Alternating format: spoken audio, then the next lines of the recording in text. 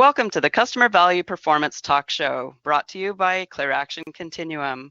Please visit ClearAction.com to get acquainted with the Customer Value Exchange, a membership to take your team in customer experience, customer success, customer care, customer engagement, and marketing to the next level of job satisfaction and strategic impact. It's 24 by 365 professional development in small bites for on-the-go access and real-time solutions to your job challenges in connecting the dots, improving efficiency and scalability, gaining cross-organizational collaboration, and influencing your company to be more innovative and nimble through customer intelligence.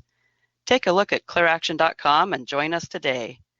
Today's topic is Customer-Centric Acceleration for Market Growth.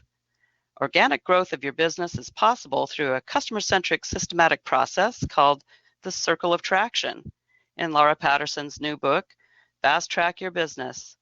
Laura is well known for her pioneering contributions to marketing performance management best practices. Her earlier books include Marketingmetrics in Action and Measure What Matters, Reconnecting Marketing to Business Goals. Welcome to today's guest, Laura Patterson. Hey, Laura. Hello, everyone. Really excited to be here. Thank you very much, Lynn, for having me as a guest, and especially to talk about one of my favorite topics, growth. Absolutely. We're all interested in growth, and I've been fascinated with your book. It's really wonderful with the how-to guides and takeaways. And one of the things that struck me is the phrase organic growth. How is that different from traditional growth, Laura? That's a great question. I'm not so sure it's different from traditional growth. It's different from other ways that companies do grow. So many companies, as you probably know from your experience in the corporate world, oftentimes find themselves merging with other entities, right, in hopes of achieving growth through mergers and acquisitions. But the point of organic growth is to grow through your own business activity. And many organizations find that once they've merged and while they've gotten that initial growth from the merger, that the real question then becomes, can you then grow organically beyond what you were able to add as a result of the entities coming together? And so many companies don't really know how to do that intentionally and deliberately. They know how to do it opportunistically, especially when they're first on the scene, right? We take whatever we can get, and we're opportunistically growing. But then in time, we need to be more deliberate and more intentional if we're going to grow organically. One of the great CEOs that focused on growth, which was Jack Welch from GE, who just passed away this week, and everything that he really espoused was about growing. He wanted to be a market leader. He wanted to hold on to market leaders that could grow in his organization.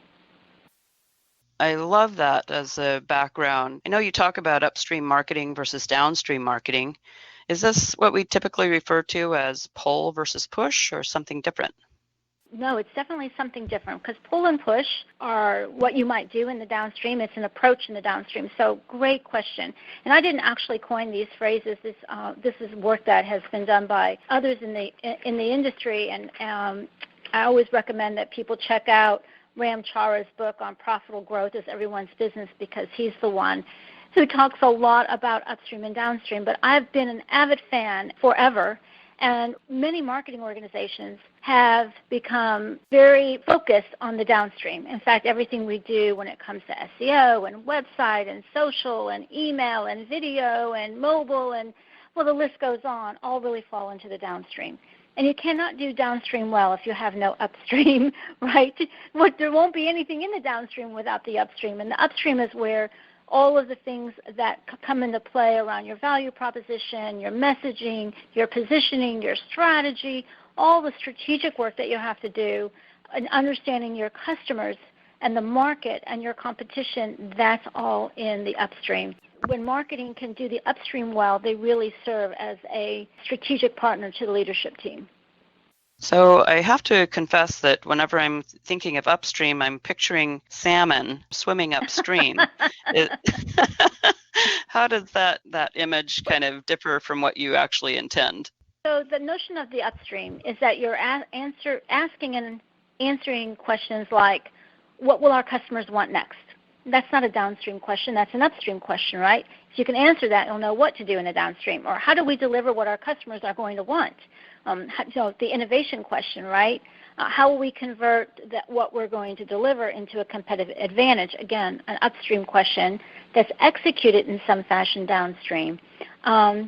Where's the market going? Another great upstream question so that we can anticipate. So the upstream is really about the strategy and the upstream and understanding what customers are going to value and how we are going to deliver on that value in a way that will allow us to successfully compete and accelerate our growth. Well, it seems like nowadays this is really critical because things change so quickly that if we aren't trying to think ahead, kind of like if you're in retail, you've got to be doing your ads for Christmas way back in July and August. If we aren't thinking ahead, then we're always going to be behind. Yes, and if you don't have the right answers, haven't done your work in the upstream, then what you do and produce in the downstream may not be as effective as you would like it to be. So this is really about effectiveness, whereas many of the things that marketing does today is looking mostly, again, at the execution and the efficiency of that execution, not necessarily tied to the effectiveness for the organization, which is where the upstream comes into play. So in your book, you start off with culture, and I love it because it seems like anytime people have culture in their model, they put it at the very end. Like, okay, now that you've got all this operational stuff figured out, let's start talking about culture. And I think that's absolutely opposite of how things actually work. So I love that you put that first. What are some effective ways that marketing professionals can influence culture shift to greater customer centricity? Great question. And what you're alluding to is the hub. So the circle of attraction starts at customer opportunity, insights, and intelligence, and that's the beginning of the wheel. And so it's a wheel. And the idea is that all wheels need an axle or a shaft or a hub in order to turn. And so in our framework, the hub includes organizational structure and culture, along with people and skills, infrastructure like processes and tools, and data and analytics. So those are the things you need in the hub in order for the wheel or the circle of attraction to turn. And what that suggests is that you need a culture of growth. There's some things that come with having a culture of growth, such as, for example, being willing to take risk and nurturing your organization to focus on solving customer problems. So that becomes into, if you're going to want to grow and you have to solve customers' problems, that means you need to be customer-centric. And so that is another attribute of these cultures that are successful, is that they are customer-centric. They're also very data-oriented. They make decisions based on data that will help, again, accelerate growth, create more customer value, and improve the performance of the business. So that's where it fits in. So it's a growth driver. Culture is a growth driver. It's not so much that marketing, as a member of the team, obviously has to have people that are part of that culture. And as the function in the organization with the word market, right, in our title, we're a customer-facing, externally-facing organization. So what we bring in from the outside and what we portray to the outside reflects the culture. And so we have to do a very good job of helping the culture be a growth culture and then taking that customer-centric focus and bringing that and communicating that back to customers in order to show that we care about them, that we are addressing their needs, that we want to create good customer experiences, that we want to engage with them and help them be successful. Totally awesome. You know, I think that I've never seen culture talked about in a marketing textbook. And yet, when you think about the brand promise and brand management, marketers definitely feel that they have a role in saying, here's what our brand stands for. And the way that you described culture is pretty much one and the same. Hopefully, your brand is a reflection of your culture, right? And if you are focused on creating a customer-centric growth culture, hopefully that would be coming and being expressed in your brand, in everything that you're doing around your brand and the promise of your brand and the positioning of your brand. I agree 100%. And I think that it's really worthwhile for marketers and customer experience professionals to be thinking about the brand promise as reflecting what customers' expectations are going to be, and in fact, the culture delivering on those expectations. So they go hand in hand, and you can't have a brand promise that is diametrically opposed to your culture. In fact, I think where we have what's called a brand customer gap, or distrust by customers that maybe the company doesn't quite get them, or they didn't get what they bargained for, the value proposition wasn't exactly delivered, or there was more hassle than they anticipated when they bought. All those types of things really come to play in customer service, and marketing may be shielded from that. I think that the way that we're talking about this makes culture and that gap closure really germane to every marketer. Exactly. So you've talked about this circle of traction. Can you tell us what's in the circle? Sure. So on the outside of what we call nodes on the wheel, and which starts with having insight and intelligence about the customer and the market and your competition, so that you're making data-driven decisions. And when we all talk about data, and we are in business today certainly not lacking in data, but being able to take that data and translate it into something that's an insight that we can act on, that will create value for customers, that will help us create a path to growth through strategy and innovation and planning, and then the information that we need in order to determine whether or not we're executing properly and producing business results, right? So performance management and improving performance. Data plays a role in all of that. So the real challenge is, how do we take all of this information that we have out there and translate it into something that we can then use to run our business? And of course, we're all familiar with Tom Davenport's notion on and a premise on competing on analytics, right? And that successful companies are analytically inclined. And so the wheel starts with insights, and using that then to drive your business outcomes and performance targets, which is the second node, which is really an important next step. So many organizations have ideas around a revenue target, right? They want some amount of revenue, or they want to grow in some fashion. They really haven't been very specific in how they're going to do that. So, what we used to say is where your flags are going to fly, or what bets you're going to place. Those are the things that become your outcomes, and they're not often very well articulated. Sometimes you can find them in strategic imperatives or strategic initiatives, but they're kind of buried in the thinking of that, as opposed to being well articulated and defined as an outcome with a specific target. And the next node is around innovation and strategy. And from innovation and strategy, you can then think about, okay, how do we look at the market? What segments do we look at? How will we segment? How will we position? And that leads to planning and execution. And then operational excellence. What good is a plan, right, if you cannot execute it well and determine whether or not it's working, and make appropriate course adjustments as you need, so that you can do the last node, which is optimize your performance. And then that often will take you right back into the circle of wanting and needing more insights for what comes next. And so that's the wheel.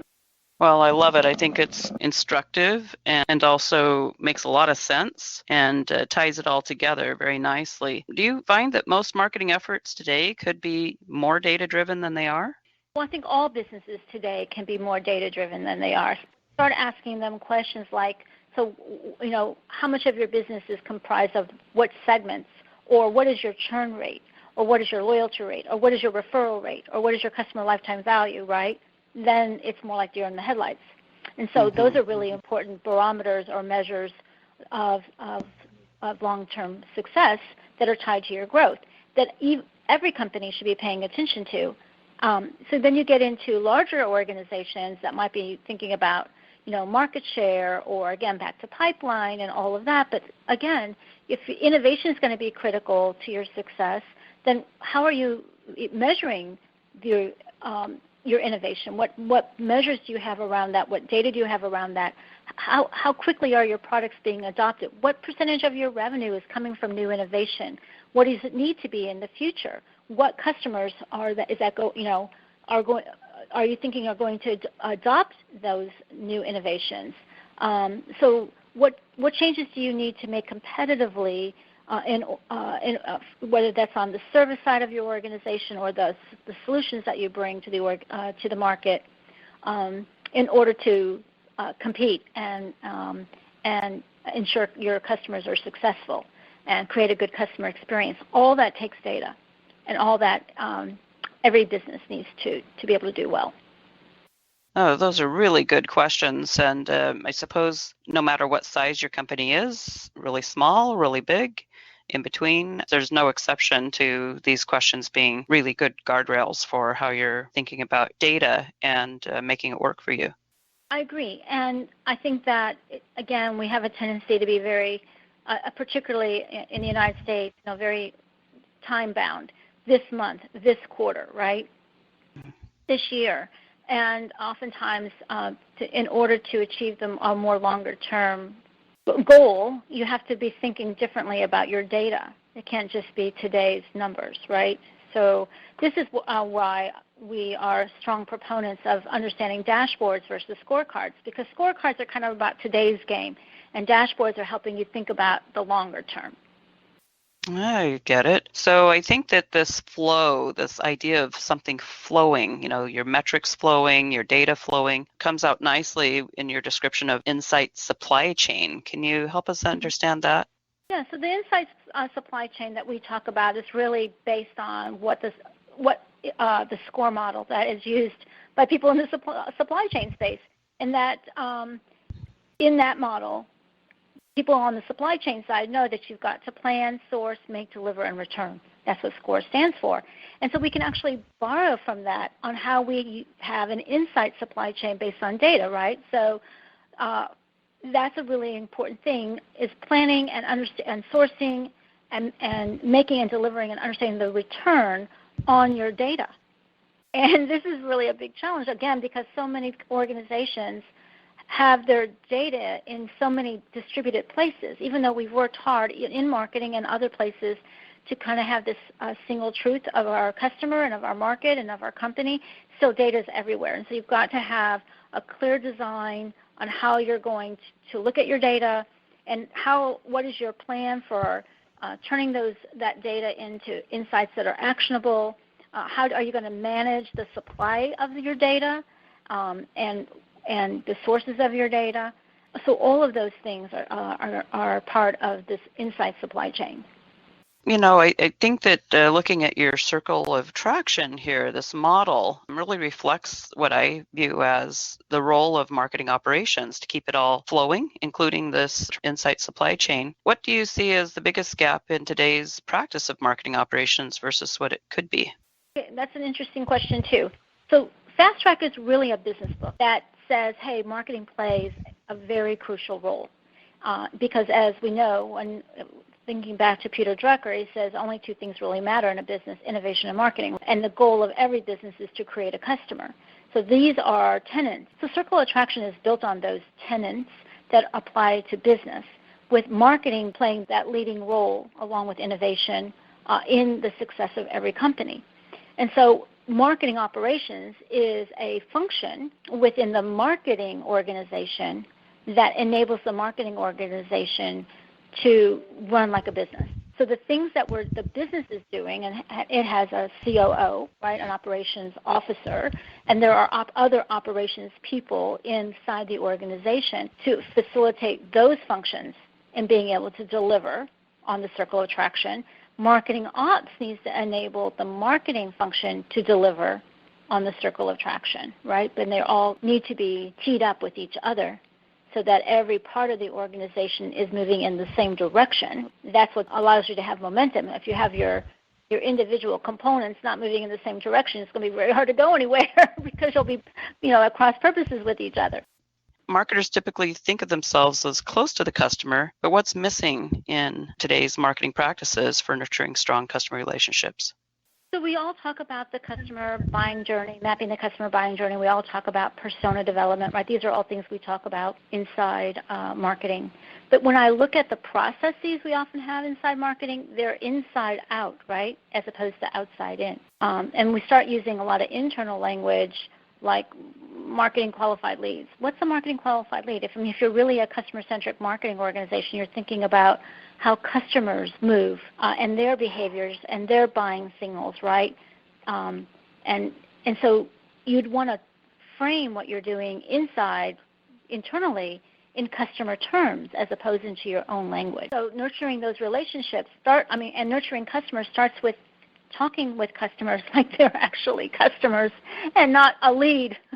Who wants to be thought of as a lead? What I'm seeing so much these days around that is that marketing might own the front end along with sales before purchase, that whole part of the customer relationship life cycle. And then customer success and revenue operations are owning post-purchase, where I'm not sure where marketing is seeing their role there. How do you view that dynamic? Well, I come from a world where marketing would be responsible for the cradle to grave relationship, and that those other entities are maybe executing, but strategically you would want to make sure that the value proposition, the messaging, the positioning, how you would increase share of wallet, customer lifetime value, how you would create customers into advocates and ambassadors for your brand. These are all things that fall, in my opinion, in the domain of marketing. And you may have other parts of the organization that have a role to play, and certainly from an executional perspective, but you would want to make sure that all of that was seamless, and so you need for that to be seamless, that would be within, again, back to the Drucker notion, that would be within marketing. Those things would all be part of marketing. I agree 100%. Well, thank you so much, Laura. We've just hit the tip of the iceberg in the rich how-to guides from your book, Fast Track Your Business, a customer-centric approach to accelerate market growth. We're grateful for your fabulous advice. Join us on a regular basis for more solutions to customer value performance on this talk show. Please visit ClearAction.com and arrange a demo for your team to see how ClearAction Value Exchange is a game changer in job satisfaction and strategic impact.